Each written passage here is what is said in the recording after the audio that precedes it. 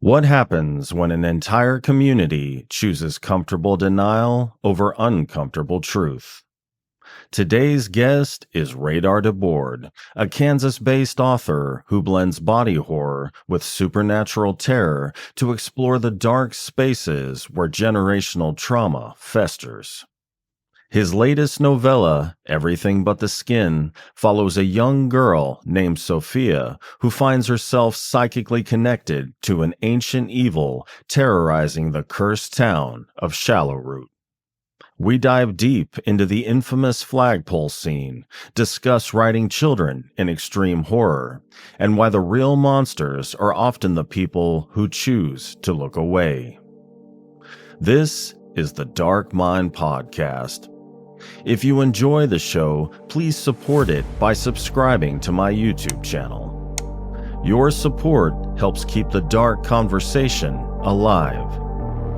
So without further ado, I give you DeBoard.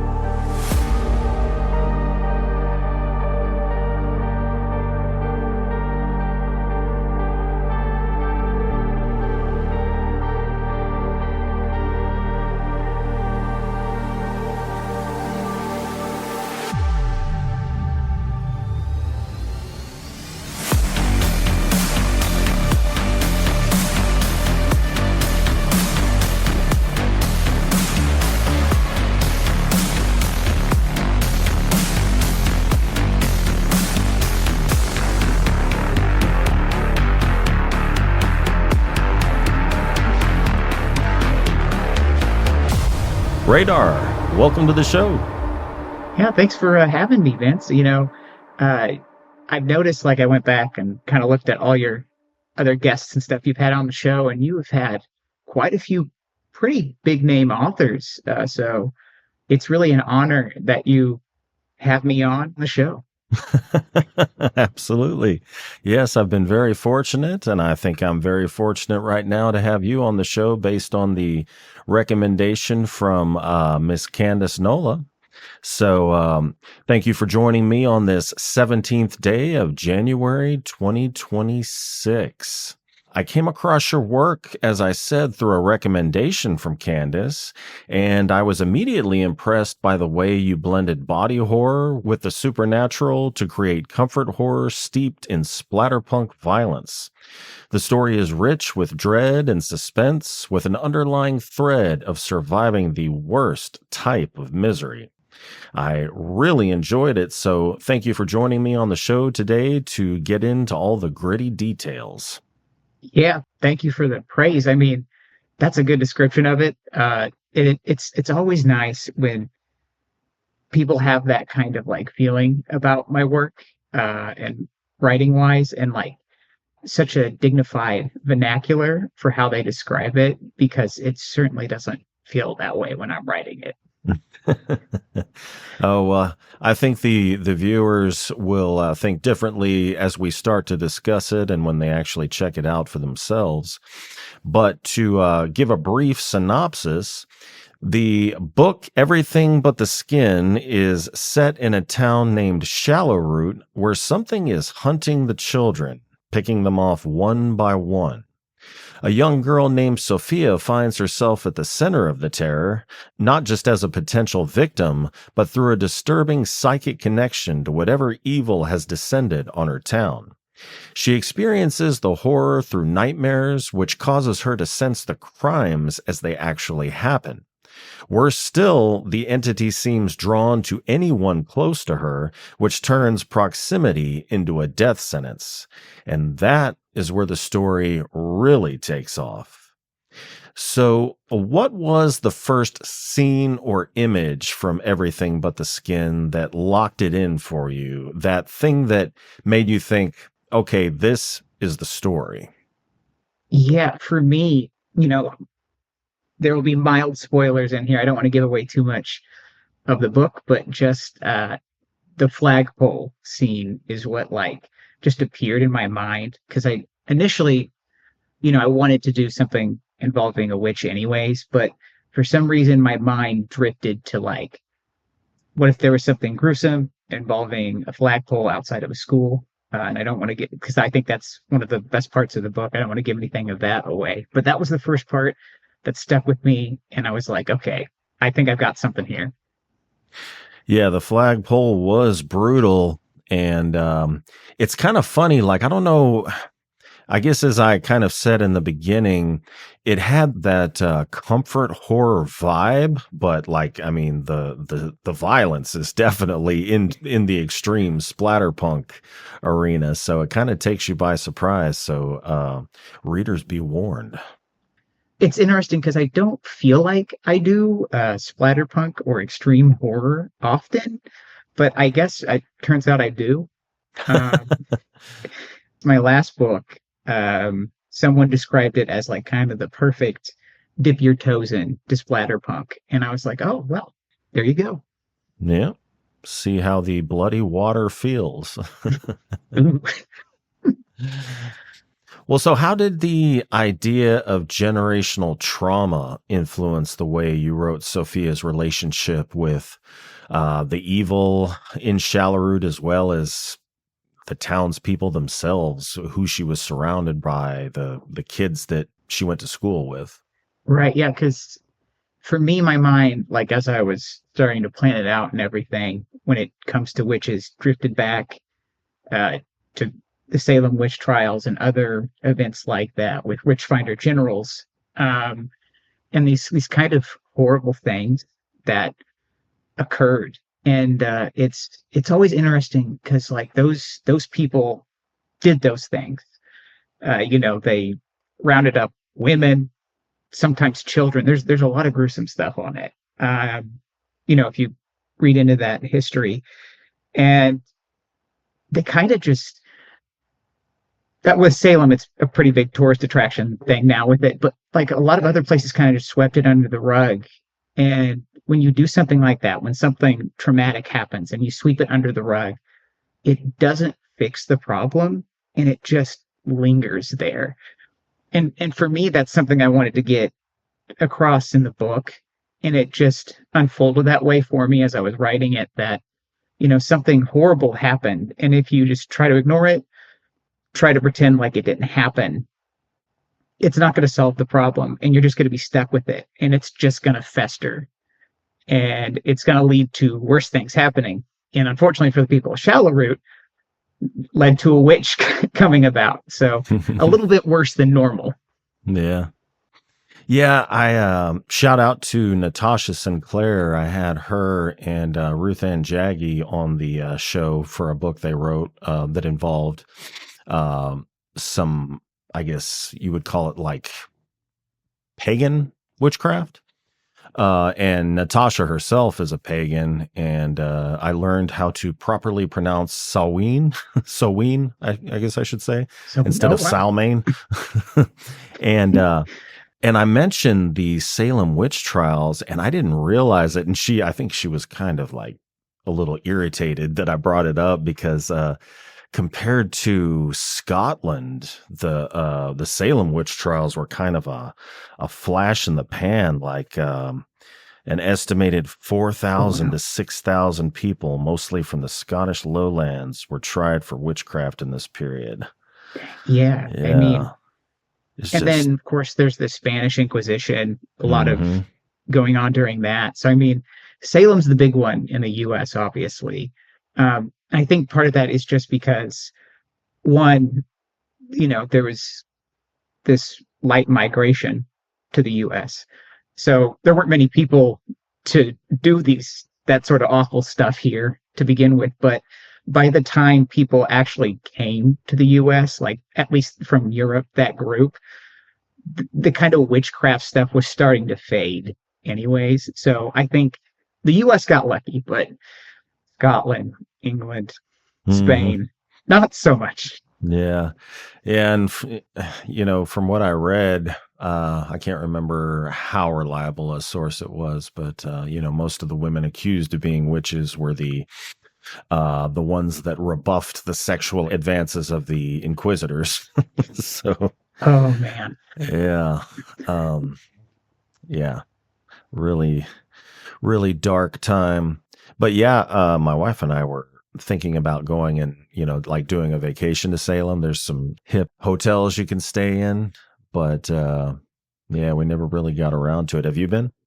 I have not. I have a friend he like in the writing community, Dorian Sinnott. He goes like I think every year, really, and Really? checks it out. And his big advice is it's cool. He's like it's a interesting place. It's a great town, but he said never go during October because it's Oh, just spooky season. yeah, it's flooded. It's like just packed. And he's like, it's the same stuff. Like it's a town.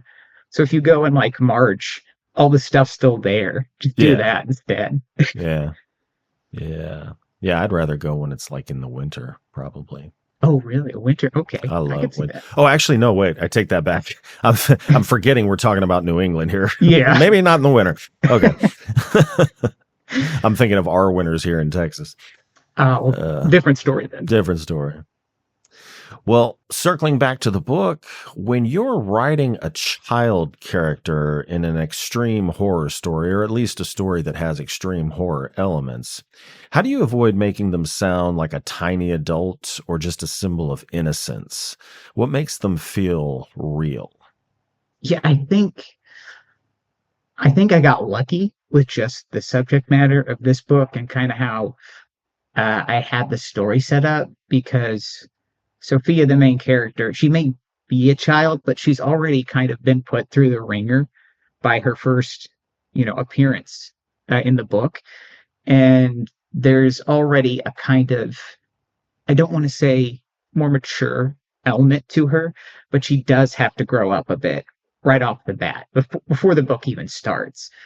And so that helps a lot. But from that, for me, it's, kind of thinking about maybe when I was a kid, because I was more mature in like an intellect front from other people, maybe not in like my behavior when I was a kid. Definitely not in the behavior. Uh-oh. But more of like, oh, I know these words. I learned these events from the past, all this stuff that my peers had no idea about.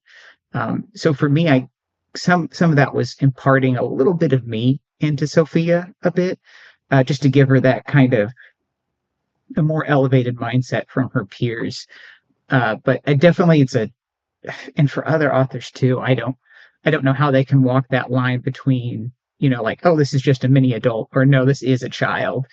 And some do it incredibly well. So I just got lucky with this book.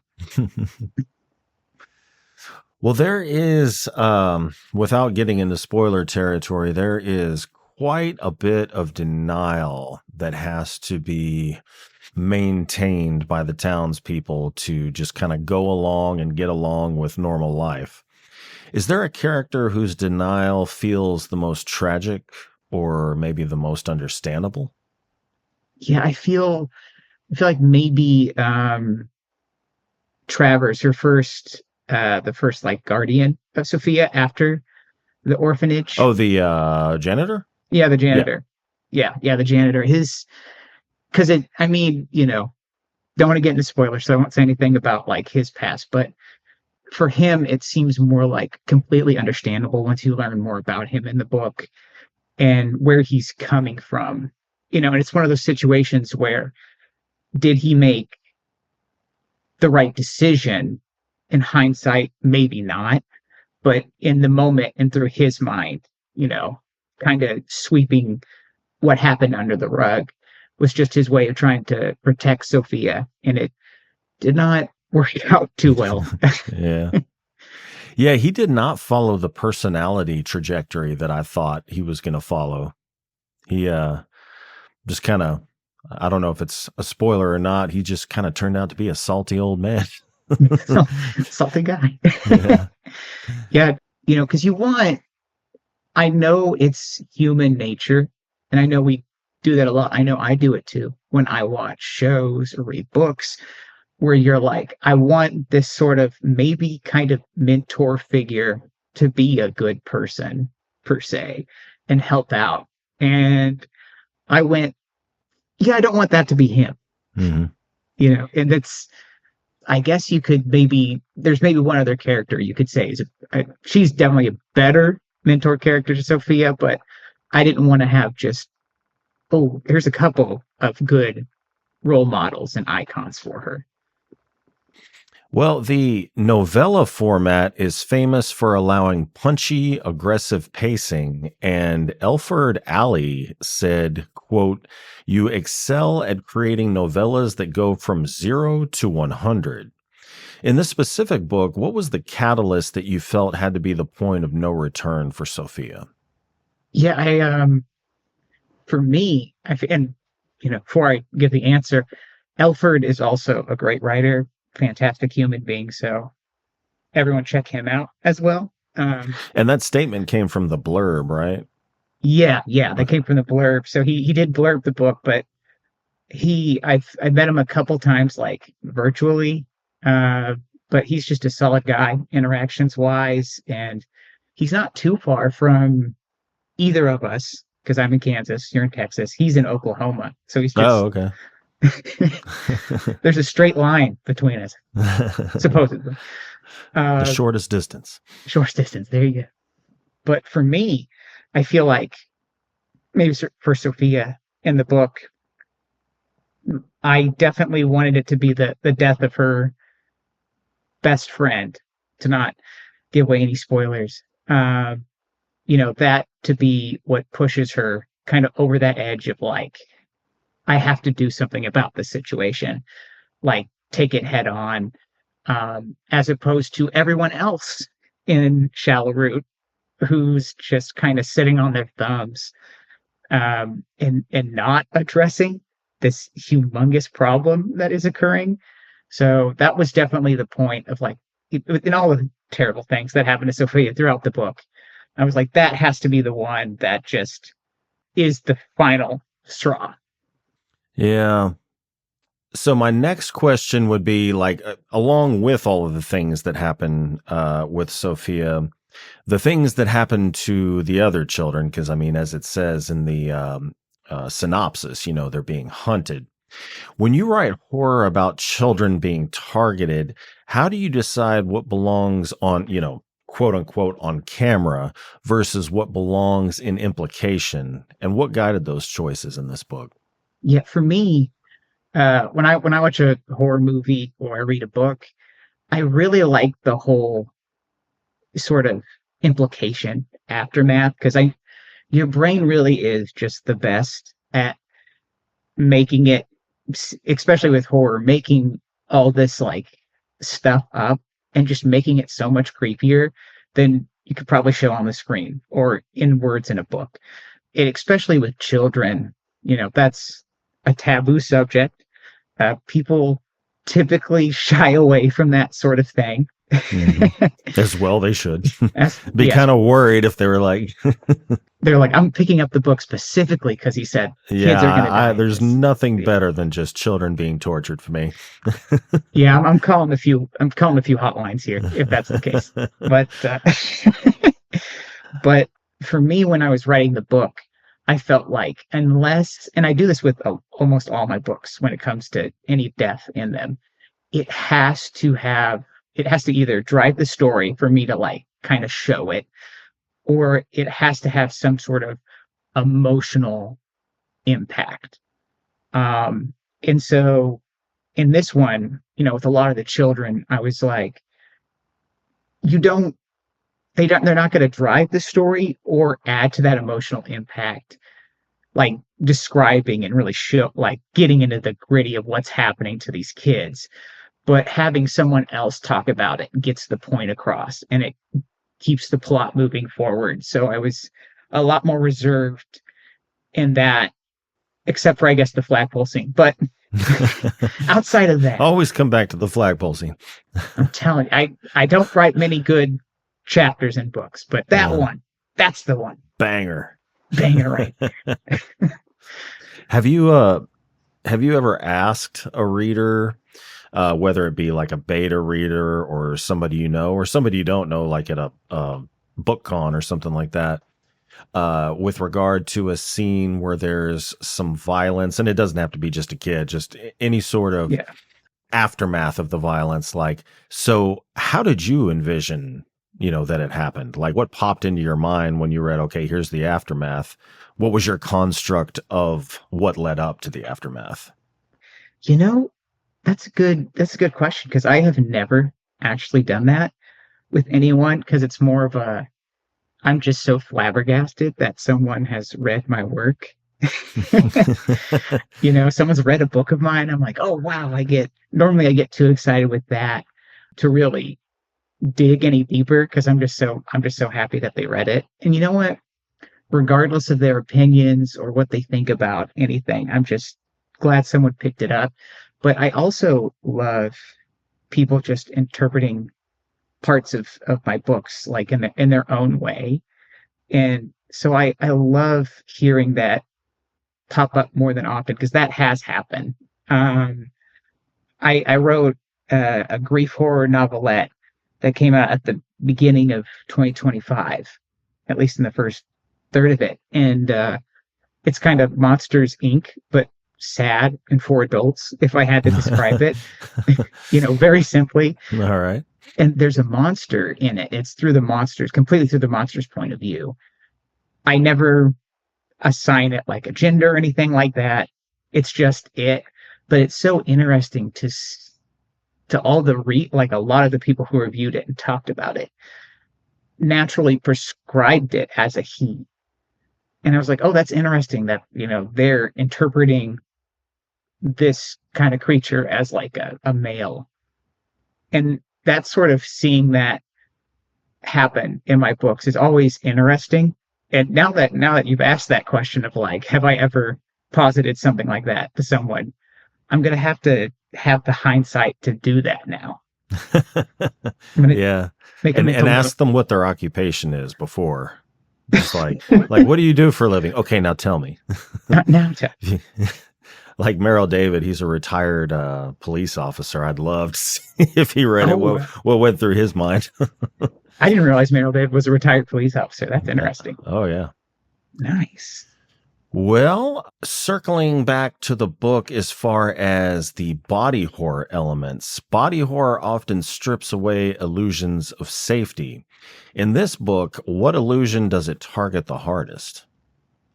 Ooh, I feel like it targets that, and obviously it happens with us more when we're kids, but as we become adults, it sometimes happens too, of that sort of like, oh, there's this authority figure, and I'm close to them, I'm safe, and that's obviously Sophia learns that time and time again that, nah, that's not the case. And that, unfortunately, when it comes to the world, you can't necessarily, it'd be nice if you could, but you can't rely on authority figures to keep you safe all the time. And sometimes you have to do some of that yourself, and that the world just isn't a safe place. It's certainly not for shallow root, but in the real world as itself, there's been a couple of times as a child where I was like, okay, well, my parents will take care of this, and oops, didn't happen. Some of it was not in their circumstances, like the Great Recession happened when I was a young preteen, and so Talk about like 2008. Yeah, 2008, 2009, and my dad worked in airplane manufacturing, which always one of the first job markets to get hit by a recession. So it was one of those like, here's my authority figure, and he was just unemployed for 2 years, 2 straight years. And it was getting to the point where it's like, I was like, as a kid growing up, we were financially stable up to that point. And it's like, these are my authority figures. I'm supposed to be okay. I'm living with them. I'm supposed to have food and shelter and all that stuff. I'm supposed to be A-okay. And during that time period, some of that got thrown into question. Like, are we going to have food? Am I going to go hungry tonight? Are they going to shut off the power at some point? How are they making mortgage payments? That type of stuff. And that's something I wanted to I just kind of inject a little bit of myself into the book with that through Sophia's point of view, not with obviously the financial thing, but just blindly hoping authority figures are going to help you is not a remedy for safety. Mm-hmm. Yeah, you were talking about your dad, or it kind of reminded me when I was younger, my parents, I grew up like working class, like Mm-hmm. I guess I would say lower middle class, maybe. But my parents started their own business and it did very well. I'd say we went up to like upper middle class, Mm-hmm. It was like a home health care agency and then branched out to a medical supply. But the thing is that they billed Medicare and Medicaid as well. And I forget which one it was at the state level. So I guess maybe it had to do with Medicaid. I don't know. But there's just one sweeping law that was made in the Texas Supreme Court. But basically, the end result was all of a sudden, all of this money that my parents were owed, they were no longer owed.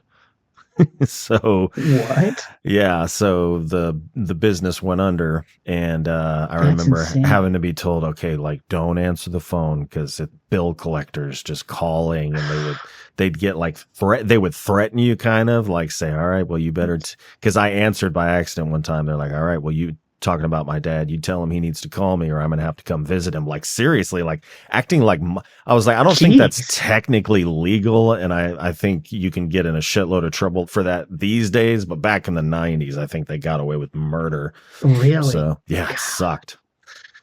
That's Yeah. that is wild. That is, and it's always interesting to see like just one little change here, one little change there, and it seems like it's always to screw over the working class. Mm-hmm. Yeah, Always. since the experience you had with your dad as an adult, do you kind of always feel like I never have enough in savings? I never, like have that sense of insecurity, like I need to be storing away money for a rainy day all the time? Oh yeah, absolutely. My wife and I both do because her family's also just we're all working class really, and her family went through some financial hardships when she was small too. So it's kind of ingrained in her as well. And it really, if you live in the US, you really are like one unfortunate accident away from like, oh, it's gone. Yeah. Your life savings is gone. So I feel like I'm 80, terrified to be without health insurance. yeah, Terrified. it's there. And it's like health insurance isn't great for the most part in the US, but like heaven forbid you don't have it. Yeah. At least you'll be kept out of like $36,000 in debt. You might owe like, $1,200 for one emergency room visit, but yeah, I mean, which is like I don't want to pay that, but yeah. better than 36,000, Yeah. Yeah, I remember it's 2 years, wow, 2 years ago now, I had to get a kidney stone. Like it was so large that I couldn't pass it. So they had to break it up. And I remember getting like the hospital trying to be sneaky and send me the bill before insurance like did their thing. And I opened it up and they like broke it out and they were going to charge me $15,000. And like looking at those items, it's like, this is ridiculous. Cause there was one it was like an $800 trying to charge me $800 for the hospital bed. And I had been there for 3 hours at the hospital. It's like, okay, I could fly to Vegas day and night and come back for cheaper than you're trying to bill me for this hospital bed. Yeah. Ridiculous. Yeah.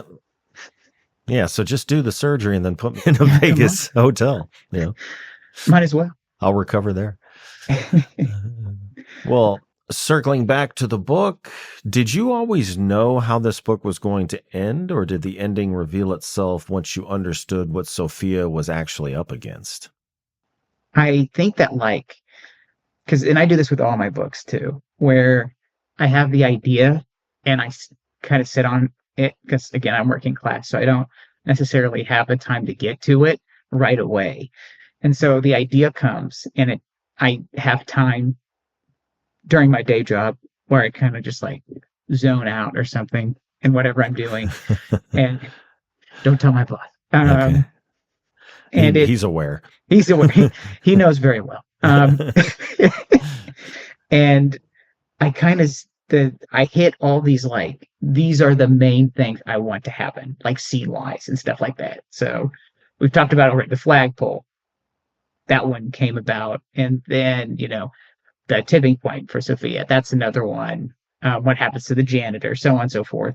And like the ending was the final beat of like, I want this to be how it ends. Not necessarily the whole chapter itself, but just like this needs to happen in the ending. And so it makes it a lot easier for me to then go through and like flesh things out in actual chapters and stuff and know like this is where I'm going at this point in the book or this point in the book. And that's certainly what happened with this one, where I'm like, this is roughly what I want to happen in the ending. Let's get to that more naturally. It's kind of like I would attribute it to walking a nature trail. You know what's eventually what the goal is, but you don't necessarily have to walk along that path to get there. Mm-hmm. Yeah. Well, the ancient evil trope can sometimes feel distant or abstract. How did you ground that cosmic concept so that it felt like a physical, wet, and visceral threat in this book? What's the adjective wet being stuck in there? Just kind of took me by surprise. Yeah. Nasty. Wet work. Ugh.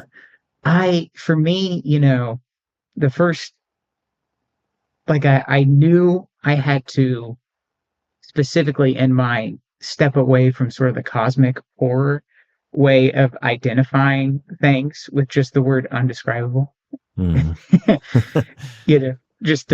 And the cosmic horror does such a good job of like distancing and making it just seem like whatever monstrosity is in it is on like a whole other plane from you. And I wanted to sort of ground whatever it was, this sort of evil thing. And I did that with the dialogue chapters between, of two voices talking to each other. And you don't get who those voices are until near the end of the book. But and it just the conversations that they have, it's like, one voice, that evil, is talking to itself and it's going, I'm hungry. I want food. And the other voices kind of has this morality to it, and that helps ground it. You have this sort of like savage, I want this, which I think people can relate to.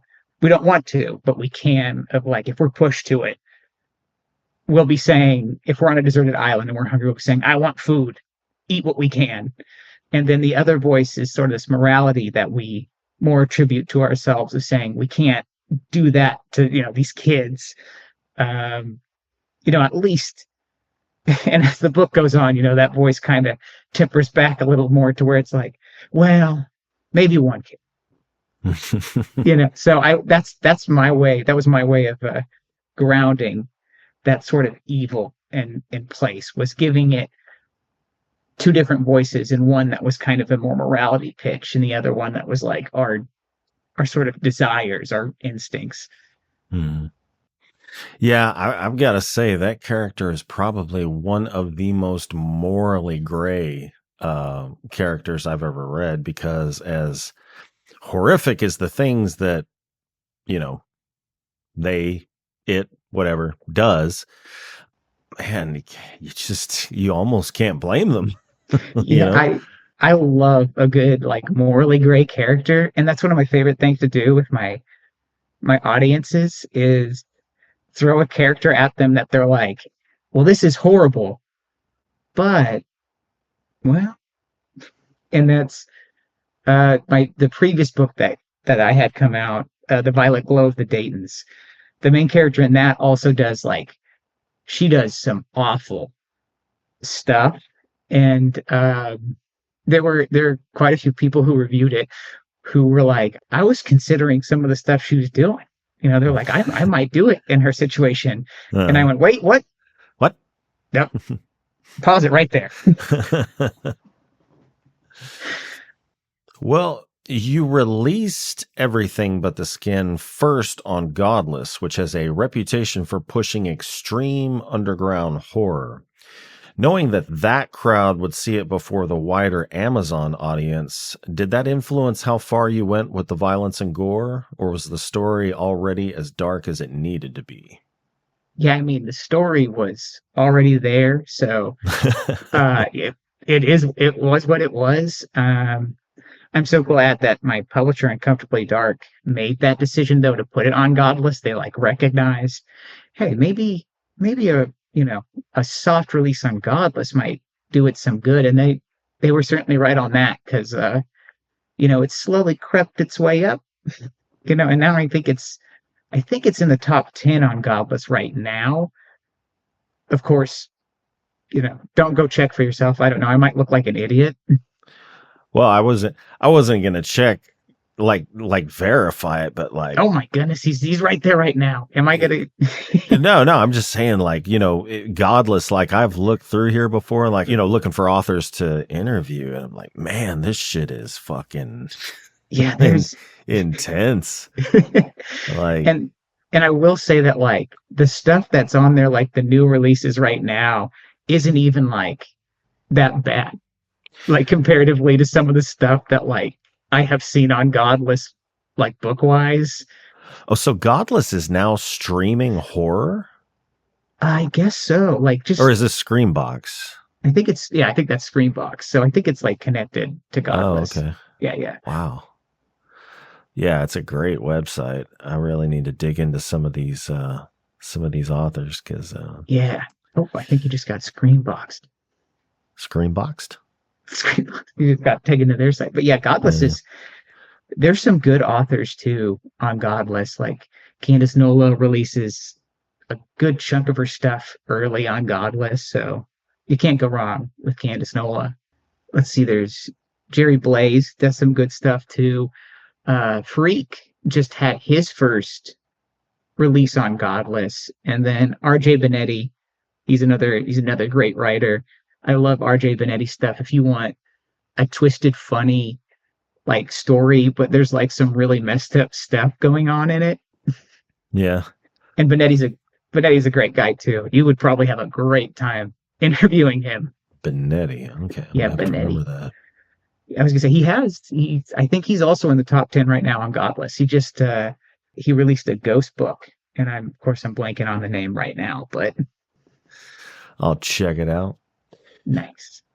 Well, circling back to the book, what do you think is more terrifying in this book? The entity itself, or what the people in Shallow Root are willing to ignore to keep their lives intact? For me, it hands down has to be the people of Shallow Root because that's more how it goes in the real world, is that a lot of the times when something awful happens, people sweep it under the rug or they ignore it because it's an uncomfortable thing for them to have to come to grips with the term that like, oh, that person who lives down the street from me or someone I've known for a great number of years is capable of something awful, and they would rather just turn a blind eye to it, because it would also, I think, in some part, be an embarrassment for them to be kind of associated with them after like the truth comes out. And so that's terrifying to me of what kind of links people go to in like communities, sometimes whole communities go to kind of keep something from getting out. Well, if someone asked you what Everything But the Skin is really about underneath the blood and teeth, what would you say? Ooh. I would say it's about Cooking? No. cooking. It's about cooking. Not a lot of that in the book either, surprisingly. I would say it's probably about sort of what communities do to themselves and what happens throughout history, what maybe people do to themselves when they try to ignore something awful that's occurred and the generational trauma that comes from that and the effects it has down the line. And you see it all the time throughout places. Sometimes it can be certainly mundane, where in my city, I live in Wichita, Kansas, and there was one leader who was a mayor. I'm not going to say his name because it might get me in some trouble in my community, but like, he wasn't really a good mayor, really. But that's just because of what happened while he was in office, kind of this little bit of prosperity. People attribute that to him. And like, everything that occurred around it and afterwards, it's like, I don't know if he's a good guy, really. And people kind of sweep that under the rug to go like, oh, this happened though. And because as a community, we're not addressing that, we continue to get leaders that are just awful because we don't address the reality. It keeps happening. And so it's just an awful thing to keep doing that. And again, it can be mundane like that, or it could be something that actually, like, a horrific killing spree or something, and people ignoring it does not help the situation. So you say the city prospered like he cleaned the budget up or something? Yeah, it was kind of more like just a nice economic expansion type deal. Some nice projects kind of happened. I don't want to list any of the projects because in Wichita there's like 4 things that are like, oh yeah, these are the big things. And if I list any of them off, people will go, oh, that happened during this mayor. Yeah. So people will know right away. Yeah, I know you don't want to reveal anything. I was just curious to know, like, what exactly was the reason that he wasn't a quote, not a good guy? Yeah, there was a lot of stuff involving developers and other things like that kind of came to light in later years, where it's like, oh, you didn't collect this from this person. And like, it's millions upon millions of dollars from these individuals. And if you follow it a little bit and you figure out around what year it was supposed to, like, those collections and holding those people accountable was supposed to happen, a lot of it occurred under him. And it's like, oh. So like the prosperity was from the result of some financial fuckery? Yeah.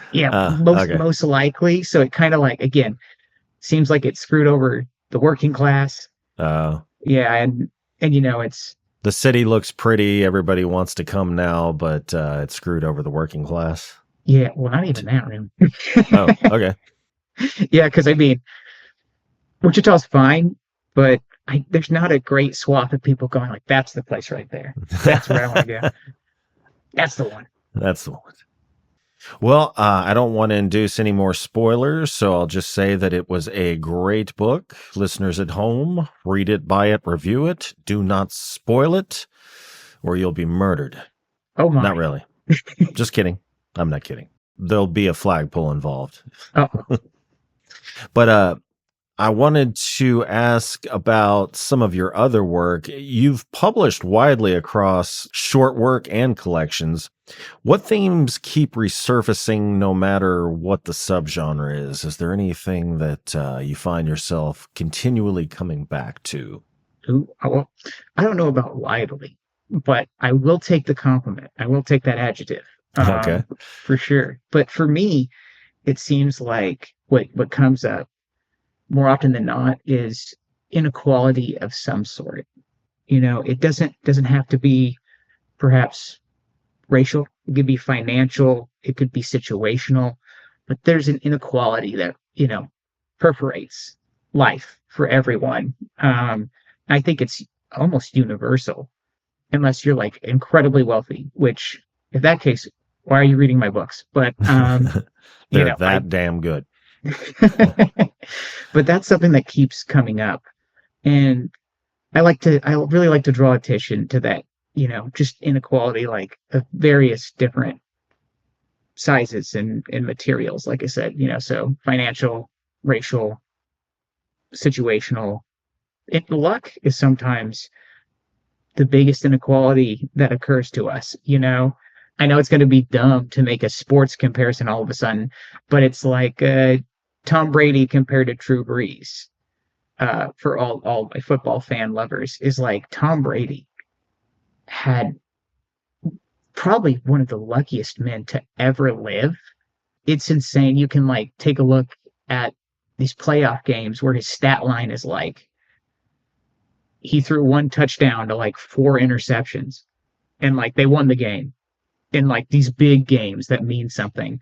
And it's like if you looked at it compared to the rest of the sports history, it's like in games where quarterbacks throw three or more interceptions in a playoff game, the record is like 1-17, and that one person who won is Tom Brady.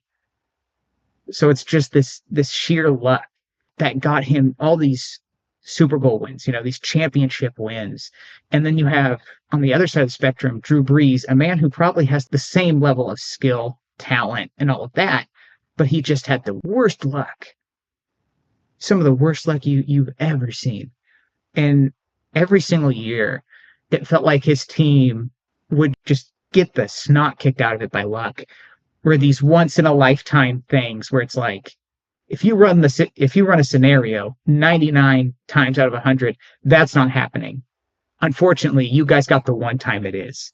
And it just happened year after year after year. And so something like that kind of inequality, again, these are wealthy athletes, and I don't know how many people will respond to that, but luck is sometimes just can make all the difference in the world. And so highlighting those kind of inequalities is something that always comes up, and I really enjoy doing, and regardless of what I'm writing. Gotcha. Yeah. Sorry, long-winded explanation. No, this is a podcast, sir. You extend your wind as long as you want. Speaking of long, I don't think I've heard of anybody doing this before. I'm in recovery, so I'm used to reading daily meditation books and things like that. But your collection, A Year Spent in Horror, is 365 pieces of short horror. And I brought it up here. It says the cover. It says shorts or mini stories, I suppose. So like how long are they, and did writing that much volume that quickly break any bad habits, or did you perhaps create new ones? Yeah, so every one of those stories is between like 2 to 5 sentences in length. And so every day when I wake up in the morning, there's like sort of this like host on, it used to be on X, formerly Twitter, but now it's on Blue Sky, where every day someone goes, here's a one-word prompt, write a little story based off that prompt, just that one word. And so that collection is just 365 of those that I have done like one day at a time.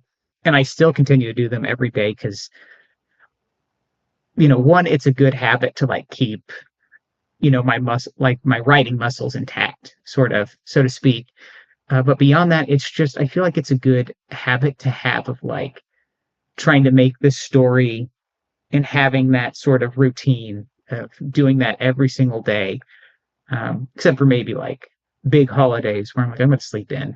Yeah. Because when I say the first thing I do when I wake up is my alarm goes off, I check to see what the word is, and then I hit the snooze button for like another 10 minutes and like just kind of let it sit in my mind. And then when the alarm goes off again, I'm like, okay, now it's time to write. See, now I forget, I think it was Jim Gaffigan. He was talking about the snooze button. He's like, hitting the snooze button, nothing like starting the day with a little procrastination. It's like, you got to stop doing that shit. So, yeah, I mean, it sounds like getting up and doing that is kind of like jogging, like you're doing a mental jog, Yeah. That's good. I mean, yeah. I never thought of it like that, but that sounds way better than anything I could come up with to describe it. Well, how do you use feedback from early readers or editors to craft the final version of your work? So, I mean, this might make me sound a little bad, but I don't ever get feedback normally from writers and like editors, and except like kind of getting the final draft together. So like when the story is done for me, I do my own edits and then I just send it off to an editor, mostly for the grammatical stuff. Very rarely has anyone ever gone like, add something in that changes the story a bit. And for me, that's just how I write. Is even though I've already explained how I do write, part of it for me is that like when I write it, I have the goal in mind of like this is the done deal, and so that's typically how it goes. And maybe it's hubris to go like I don't, not reach out to beta readers, but that's what I do. Well, I mean, everybody's got their process. So, what's the story or character from your other work that still haunts you, and why? Oh yeah, that would be Haley. Haley from Drowning in the Drink, which was my first foray into grief horror. And that one haunts me because that's close to home. That's personal. That character was based on my aunt who did pass from a lifelong battle with addiction. Alcoholism is what ultimately did her in, though. And so that's kind of, based on the title of the book, Drowning in the Drink, you know where it's going. And so she's based off my aunt. The story itself is sad. It was me working through that. And because it's so personal, it's still close to home. And I think about that character a lot just because of how close she is to reality. Yeah. Yeah. So was it cathartic at all, or did you just kind of create something that like you almost kind of carry now? It's interesting because I feel like it was 50-50 writing it, where it was like, this is cathartic, but at the same time it was balanced out by like, okay, now I'm shackling something else to me. But afterwards, like the people who read it, a lot of ARC readers or just people who read and reviewed it reached out to me like DM wise, private, and talked about their experience dealing with either alcoholism or a family member dealing with alcoholism. And one, getting that level of trust was a huge honor. But also like that part was the cathartic part of like, commiserating together on these unfortunate life events that connect us. So the writing itself, not so much, but being able to talk with people afterwards, hell yes. Yeah. So no catharsis from the writing, but being able to process with other people. Yeah. And I don't know, maybe that's what writers do all the time anyways. Yeah. Well, looking back across your catalog, where do you feel you've gotten more ruthless as a writer, and where have you gotten more compassionate? Yeah. Oof. See, this is a good question. This is top tier stuff. I don't know how you come up with these questions, but don't change what you're doing. Okay. I feel like for me, I've gotten more ruthless when it comes to maybe evildoers in my books, because there's this jadedness that I will admit I have this kind of jadedness as I've gone through life towards those in power, and those with wealth, that take advantage of other people. But I feel at the same time, my empathy for everyone else who doesn't fall in that category has grown exponentially in that case. And I always feel for that, for any character that's like that, with the children and everything but the skin. Some of them are absolute bullies to Sophia, but I still have a soft spot for each of them, even though terrible things happen to them. Yeah. I wrote that. So, but I still have a soft spot where it's like, it's more of the circumstance that it's happening. And I don't feel like it was me that did that to them, So that's where I feel like things have changed over time, and more so that that empathy has started to seep through in my writing, I think, hopefully. Gotcha. Well, your titles are often striking and evocative. Everything But the Skin, as you mentioned, Drowning in the Drink. Does the title usually come early as a guide for the story, or do you discover it after the draft is done? Yeah, most of the time, which is hilarious, it comes when I'm formulating the idea in that initial stage. And the vast majority of the time, I'll admit to it, it's a placeholder that just ends up, I never replace it. So everything but the skin is probably the exception because like that one I went, oh yeah, that's good. That one could stay. But drowning in the drink, I'm like, well, I'll think of something for that, surely. But the one I wrote one about, it's more of just like a nice little creature feature about a killer gargoyle in a state park. And I just was like, what the heck am I going to title this? And I just went, just keep running. And I'm like, I will replace this before I send it to a publisher. I promised myself that. And I did not do that and just sent it as is anyways. And it is now the title of a book of mine. Well, let me get this up. I want to do a simultaneous shout out for Everything But the Skin. You worked with Don Noble, which many people that I have on the show use him for their cover art. And, you know, obviously his work sets a very specific gritty tone before the reader opens the book. So how much of the story do you give an artist like that before they start? Do you share the overall vibe, or do you walk them through the plot? Yeah, for me it's normally I just have this idea in my head of what I want that cover to be. And it's this idea in my head. And I don't really, most of the times with some cover artists, I don't even give them an inkling of what the book is about. I just go like, this is my idea for the cover. And maybe a 1-2 sentence summary. You know, a perfect example is A Year Spent in Horror, the cover for that. That was done by Gemma Amore, who's also a really great horror writer, but she's really good at making covers, and she has a distinct style. And I just had this idea of what I wanted. So I reached out to her. I just told her the idea of like what I wanted for the cover, and she went, "Oh yeah, we can do that." And it was so serendipitous because what I had in my head as the idea and and gave to her to work with, what she gave back was like twice as good as what I had envisioned. Yeah. And it was just nice that it worked out that way. And honestly, with the cover that Don Noble put together, I got to give extra kudos to him because my publisher just went to him. So I don't know what the publisher told him, but what he spit out was a fantastic cover. Yeah, so here is the beast right here.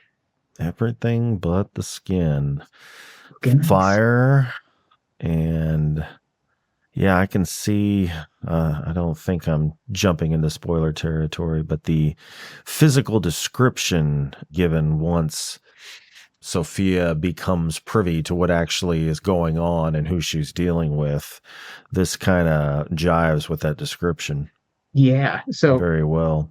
Yeah. So I don't know how much the publisher gave him, but if they didn't describe the thing behind what's happening and he just did that, that's also just incredible again on Don's part. Yeah, those graphic artists, I think they channel the devil themselves. Well, what's the most surprising thing you've learned about yourself through writing horror? Ooh, for me, it's that, that I have that kind of talent, because certainly I didn't think I had that sort of thing, but readers continue to tell me these are good books. So apparently I'm doing something right. And I think that's with a lot of writers too, is that we have low self-esteem, certainly. And I Scale fall, of 1 to 10, imposter syndrome. uh-oh, pro- full Full blown blown imposter syndrome. imposter syndrome. Yeah, it's Laurel Hightower is she's my favorite writer by like a country mile. I love everything Laurel Hightower puts out. At the same time, I hate reading it because it makes me go, God, why do I suck at writing so much? Every time she writes something, I'm like, this is so beautiful. And it makes me go like, everything I put out is garbage compared to this. Uh, yeah, that's funny. I don't think I hear it ever from like people that I know that play sports. It's always the writers that say, yeah, I read this person's stuff. And I'm like, why am I even writing? I mean, this is it right here, you know? It's like, well, I'm sure yours is good as well. Yeah, it's kind of funny because it's like, well, someone has to have, at least something a little bit better than everyone else, guys. We all can't be garbage. Yeah, it's hard, but I can relate. It's hard not to sometimes view things as a zero sum game. You know what I mean? Yeah. Yeah. Yeah, it's like, oh, if this person's book is good, that means mine is bad, Yeah. type thing. It's like, no, well, maybe we can all have good books. Yeah.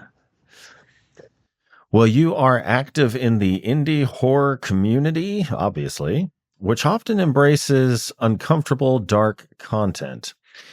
Do you feel there are any lines left in horror that shouldn't be crossed, or is everything fair game if the story earns it? Yeah, I think that the one line, I mean, some people have approached it, but that I would recommend to any author, probably don't even try to play with it, is child essay, because man, it just seems like that's the line that you really can't cross. And I don't want to cross it either. I won't even touch it with a 10-foot pole.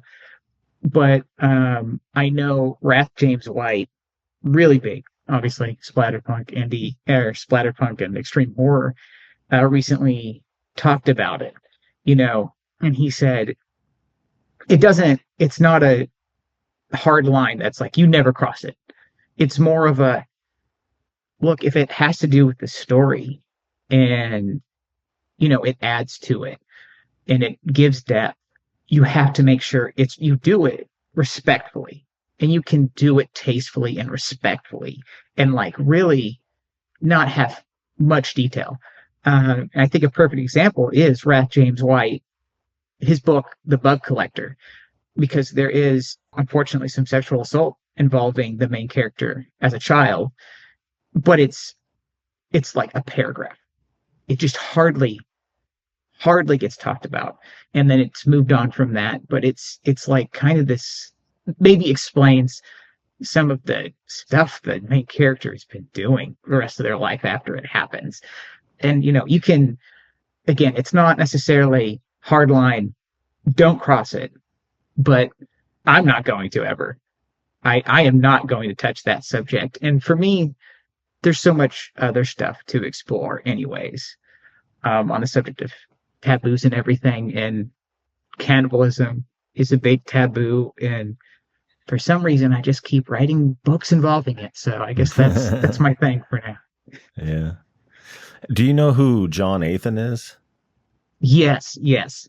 So I've read one of his books and I've wanted him to come on the show, but he has one notorious book and I have never had the balls to read this one. I've just heard it's like, Oh, yeah, it goes there. And like, if you look at what does it have here? It's 4 stars, 7,000 reviews. But if you go into the reviews, you'll find a lot of stuff like this dude he's getting off on writing this. He's a sick, like, so I don't know. I've just never had the the bravery to jump into this book.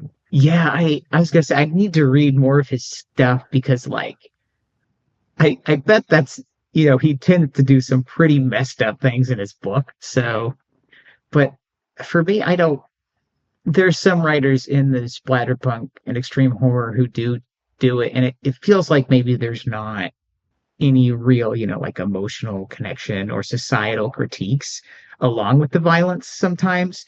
But I feel like a lot of the writers in those genres do have something to say. And I think maybe Ethan, I can't say where he fits in on that. And I'm just going to hope, given the benefit of the doubt, that he's trying to say something with those books. Well, how has being a new parent changed the way you write about children in horror? It's interesting because there's another indie author in the extreme splatterpunk. His name is Oscar Brady, and he's up and coming. He's a really cool guy, and he checked out everything but the skin and reviewed it. And I'm like, well, you know what? Now's the time to move his books up on my TBR. Let's check out some of his stuff. And I started reading his most popular book, The Bunny Room, and something happens involving an infant, and I was like, I've heard about this. Yeah, and I was like, I can't read this book. I cannot read this book now, it's wild because a year ago, I probably would have been able to do it. I would have been able to probably read it and probably write some stuff alongside that, but now I feel like I can't do that when it comes to infants, kids below 2 years and younger. I feel like that is now just going to be off limits to me because I'll probably start crying if I try to write anything about it. Yeah. Have you seen a Serbian tale? A Serbian film? Yeah, Serbian film. I have not, but everyone always talks about it, and I'm like, yeah, one of these days, because I watch so much garbage, just bad horror movies, and it's like, I know it's bad, but I'm gonna watch it anyways. And I've been putting that one off because I've just heard so much. So it is. I think the premise is really cool, but let me see if I can remember the pronunciation. Sirjan Spasojevic, I think is his name. In interviews, he's even said that, it was kind of meant to be an affront to mainstream Serbia, their censorship of film. I guess they weren't allowed to do anything really edgy. So he decided he was just going to make the sickest fucking thing on the face of the planet. And it's quite evident that's what he's trying to do. I mean, just everything you can imagine. And I got the uncut, bought the DVD so I could see the uncut version, because if you stream it, there's a lot cut out. It's still twisted as fuck, but there's I know of at least one scene that's cut out that is in it on the DVD. So yeah, it's yeah. I don't know whether I regret or am glad I at least checked it out to say that I could watch it. I don't know. I just I like people that just, I don't even know what I'm trying to say here, with film, that can really affect you on a visceral level with film, with any medium, whether it be literature or film. Kind of push that envelope, but maybe not even in a gore way, also an emotional way too. Yeah. Even with grief, Speak No Evil, I had Christian Taftrip on and talked to him about that film. I mean, that's basically that entire movie is about nothing but people that push your boundaries, letting people broach your boundaries. I mean, it's done in a very hyperbolic, horrific way, right? But that's what's at the base level of it. Yeah, and it's that. Obviously, I assume you're talking about the original one because, but the ending for it too is just brutal. Oh, that's right. It was there's an American make of it now too, right? Yeah. And the ending is different. But in the original, just that ending, it's God, this is so brutal. Not because of just the actual violence behind it, but just the emotional element. Well, the thing is that they're even allowing that. Yeah. You don't have to stand there. You can run, You can do anything. And how far can somebody throw a fucking rock, Seriously. Yeah. So it's it's just, yeah. Listeners at home, I don't want to ruin that for you, but if you haven't seen Speak No Evil, and I'm talking about the original, Christian Taftrip and his brother wrote the screenplay. Christian Taftrip directed it. He's been on the show. If you want to listen to that, it's quite a ways back, a couple of years ago. But goddamn, is that me and my wife? We've both been in therapy for years with multiple issues. So, and a lot of it has to do with boundaries. We watched that movie. It took us like 2 weeks to recover from that. Oh man, yeah. And I have to agree with you too. Like the mark of a good movie is if you're thinking about it afterwards. And that movie had me thinking about it afterwards. I was so annoyed at the main characters, but that's what makes it so good. Is that listeners at home, if you're listening, just blank your ears out for the next 10 seconds if you don't want this to get ruined. But the last line, why are you doing this? Because you let me.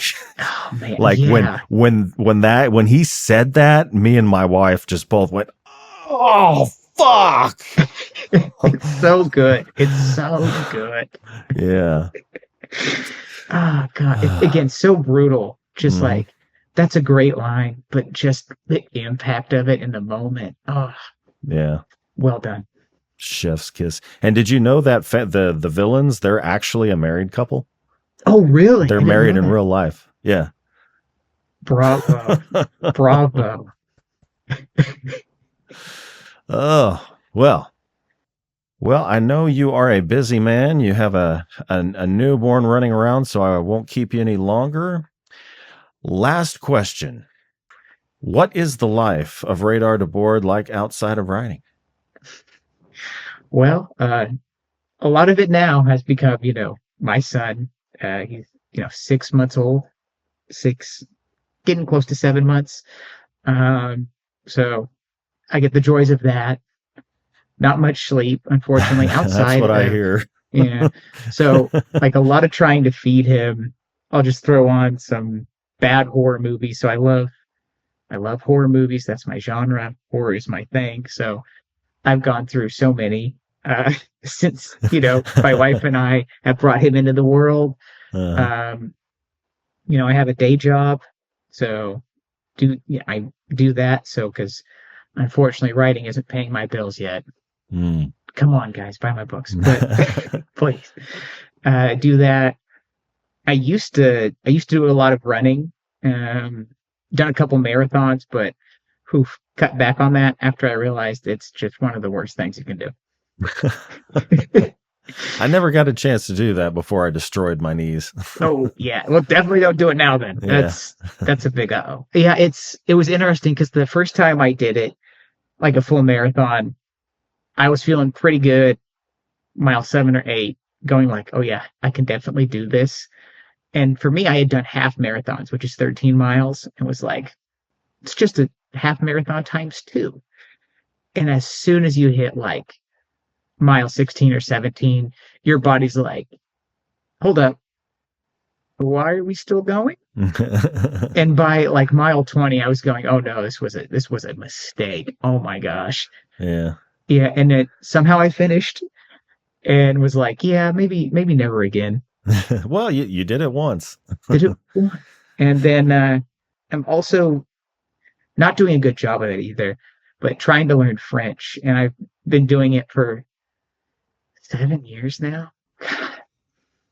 What, like through Duolingo or Rosetta Stone or something? Or so I've done both of those, a couple other ones. Sometimes it's just watching like movies in French or, books. Their vernacular is not just a whole other level than us. So the Little Prince, Le Petit Prince in French is like, their book. It's their thing, but it's a kid's book. Kids in quotation. But like, I gave myself a challenge a couple of years ago to read it. And every other page I was stopping and going like, what is this word? And looking it up. And sometimes it would be a word that I had never heard in English, even, that I'm just like, God, the vernacular is just a degree higher. And it's like, this is a kid's book, so maybe I don't read French books too much because they're a different animal. And also also the French, they don't try to be as safeguarding of their kids. They kind of like expose them to the world. So in the Petite, if you never read it, The Little Prince, like there's a part where he's going from planet to planet. And one of the planets, like they're all small planets with just like one person on it. And one of them is a drunk. And he's like, "Oh, what's wrong?" He's like, the drunk goes, "I'm sad." "Well, why are you sad?" "I'm sad because I'm drunk." And then that's the chapter. So it's like that kind of, and it's like, this is supposed to be for kids? What is going on? Uh-huh. So, but trying to learn French in my free time, which I can listen to it, I can understand it at a decent level. Reading wise, pretty solid. As soon as I open my mouth to say something in French, though, it's just no idea what I'm doing. It's just performance anxiety. I know. Well, if I ever want to go to France, which I have been there once on my honeymoon, but if I ever want to go back and actually try to have a conversation, I can't have that kind of anxiety. Yeah. Yeah. All right. Well, Radar, it has been a pleasure talking with you. Likewise, Vince. It's been great. Fantastic. Absolutely. So as we bring the show to a close, is there anything you'd like to plug or let your readers know about? I mean, check me out on Amazon. Godless. Got a couple of my books on Godless. Amazon. You can find all my books on there. There are some titles that will be coming out this year, but it's too early to plug them. So I will say this, there's more to come from me though. Right. Things are on the horizon. Well, listeners at home, all those links are in the description. And Radar, thank you again for joining me. Thanks for having me. And thank you to everyone who tuned in. If you enjoyed today's episode, please be sure to like, share, and subscribe to my YouTube channel. Be sure to tune in next Tuesday for a new episode featuring the best and brightest authors and filmmakers of dark literature and film. So until then, stay healthy, stay sane, and as always, thank you for listening. See you next time.